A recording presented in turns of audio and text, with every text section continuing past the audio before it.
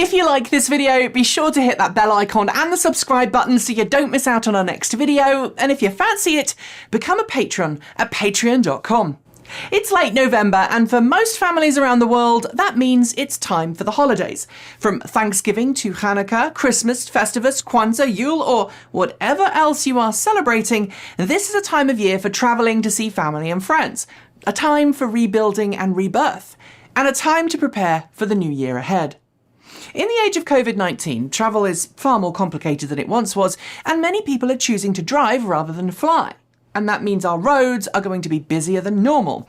And if you're a new electric vehicle owner, this year's sales statistics suggest that there are plenty of you, this might actually be your first long-distance EV road trip. In honour of the season then, I'm going to give you some tips and tricks to helping you make that journey, no matter what plug-in vehicle you own. So join me with a warm drink and a comfy chair, and I'll do my best to share some of our team's tips and tricks. I'll even throw in some tips on how to deal with that one relative who is most certainly not pro-electric vehicle and has a lot of interesting theories they learned from cable news about the world of cleaner, greener, safer and smarter vehicles. But before I do just want to thank today's sponsor, Energy Sage. Energy Sage is a nationwide service that allows homeowners to research their solar options, input their address, and safely receive quotes from solar installation companies near to them.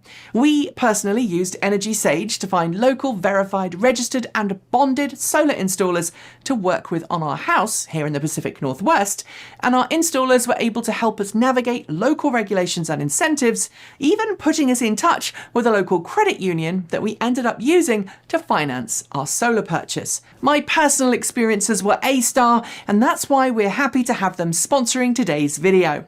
The process is simple and seamless, and there are no pressures to buy after you ask for a free quote. Most installers will be able to offer you a range of different solar panels and inverters for your home, and some are even set up to help you get a battery backup system installed as well. So stick around until the end of the video and I'll tell you how to get your free quote. But now, back to the video.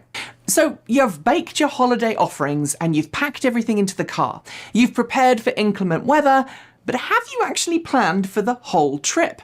Things have changed a lot in the last decade for EV owners when it comes to both ease of route planning and charging station availability.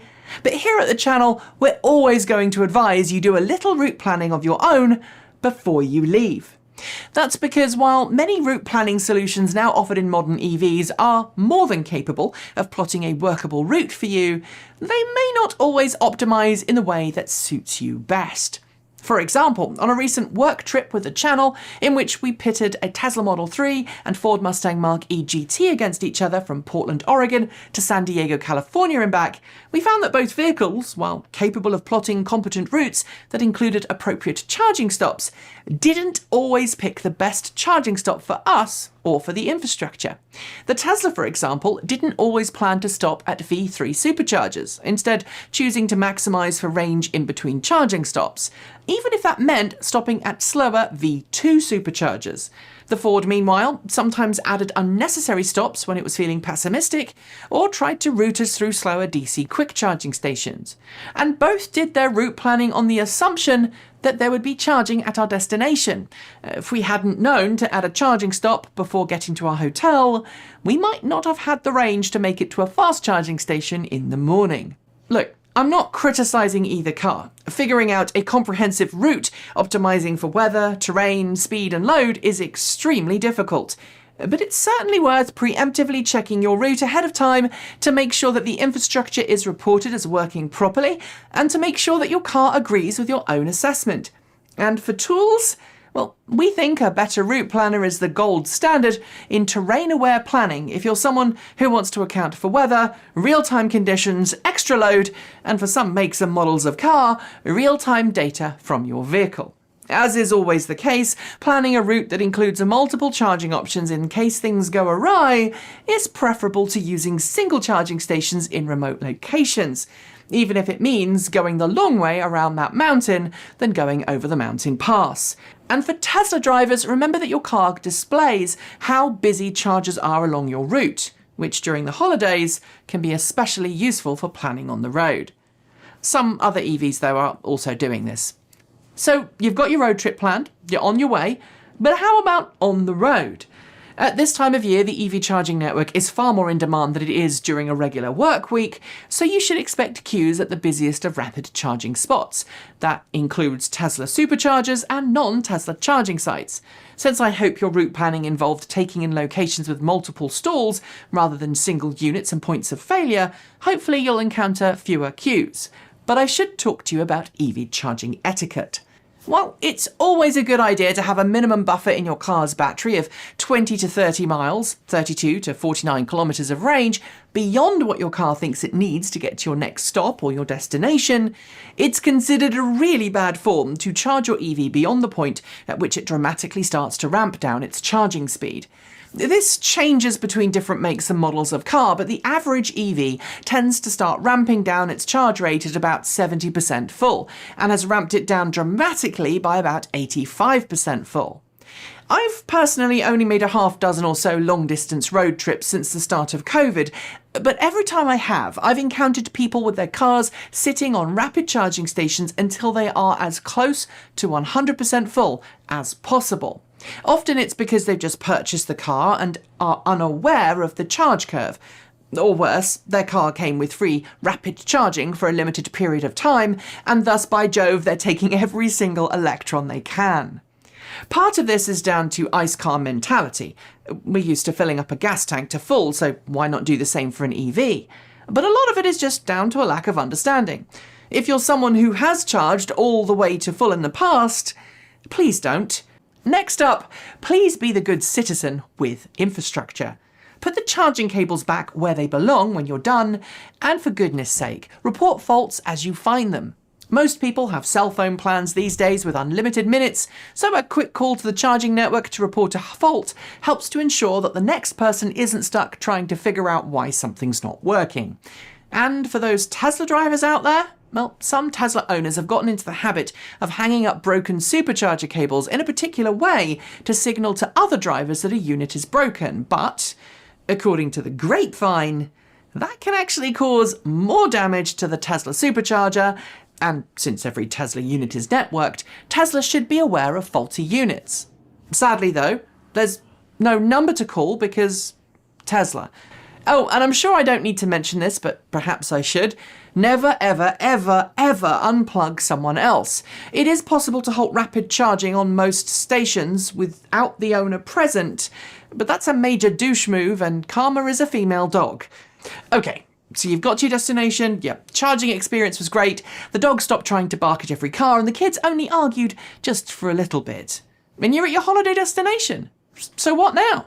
Well, apart from enjoying the holiday, it's time to prepare for the questions from family and friends, especially if you're coming with a plug-in car for the very first time. And if that is you, coming to a family get-together as the first plug-in owner, remember back to how you felt the first time you encountered a plug-in car. There's a lot you probably learned that feels second nature that your family and friends may not. And that includes things like charging. Don't expect to get a place to charge, and certainly don't demand it. Usually, family members are more than happy to help you connect up your granny lead so you can get a charge. But I have witnessed the occasional situation where someone has practically demanded a recharge, and friends and family are too polite to say no, but also slightly concerned to be overly comfortable with it. Obviously, you should offer to pay for the electricity, offer to show how it works, and don't be that relative who traipses a power cord across the yard. You've just saved significant amounts of money by not driving on gasoline over the time you've owned your car, so it's unlikely to break the bank if you have to drop by an extra charging station on the way home. Of course, if you're really close with your family and visit regularly, it might be time to discuss helping your family get a charging station for you to use, and hey, maybe when they get an EV in the future, they'll be able to use it too. We're going to be reviewing some charging options shortly, so keep your eyes peeled for our personal recommendations. Talking of evangelising about EVs, it's always a bonus if you can arrive with a nearly full charge, as that makes it easy to help people take a ride. There's nothing worse than turning up with a low state of charge and then making people wait a few hours for a spin around the block. And when you are discussing EVs, be honest. Talk about your journey to plugging in and be willing to discuss the good and the bad that you experienced along the way. And remember, if you are someone who is a dyed-in-the-wool fan of your particular car brand, be honest. But don't discourage other options or tell someone to not buy a car that's different to yours. And that includes buying used instead of buying new. When it comes to charging, you can use the term fueling if it feels more approachable. Be ready to answer lots of questions. But finally, let's talk about that difficult relation that everyone has. The one who believes that wind turbines can cause cancer, or that it takes more carbon to drive an EV than a gasoline vehicle. While there is only so much you can do to have a conversation with someone who is a long way down the rabbit hole of letter-based conspiracy theories, remember that they are your relative first and foremost, and arguing with them over the dinner table, well, it's frankly unpleasant for everyone else there. Keep the conversation light. If you're asked tough questions, be ready to answer compassionately with knowledge rather than angrily answer with scorn. We've covered some pretty great studies recently about the carbon footprint of electric vehicles, and yes, while electric cars do have a greater carbon footprint during their construction than a regular ICE vehicle, the lifetime emissions of an EV are far lower than an internal combustion engine one. Oh, and remember, in order for oil to be extracted from the ground and refined, a huge amount of electricity is used. And even if every EV got its power from coal-fired power plants, which they don't, the net emissions would still be lower than driving on petrol.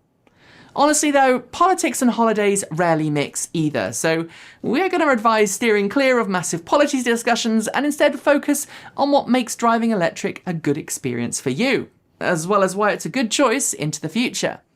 But at the end of the day, regardless of what your relatives' political views are or how they feel about Elon Musk, Joe Biden, or whoever else is on the docket to discuss, there is one hard thing to beat: the bum in the seat test. Let them have a ride. Let them experience what it's like in a plug-in vehicle firsthand. And let them draw their own conclusions based on that.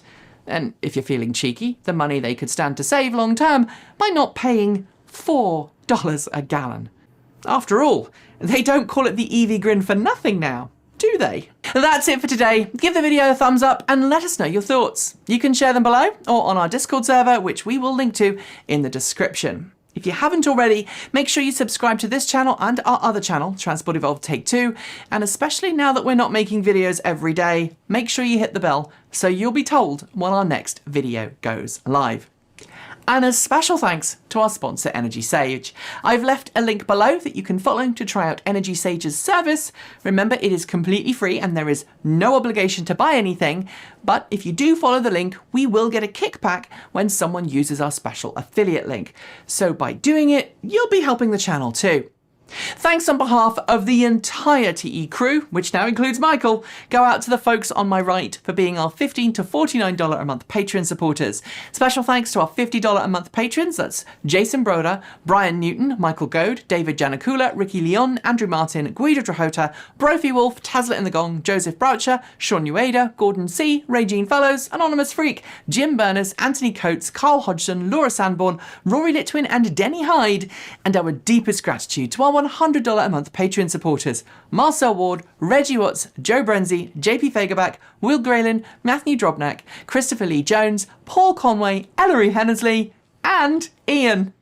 If you're feeling left out, you can join Patreon at the link below, or you can show us your support through Bitcoin, Ko-fi, or our cool swag store with a brand new holiday design. There's a link below. Thanks for joining me, and as always, keep evolving.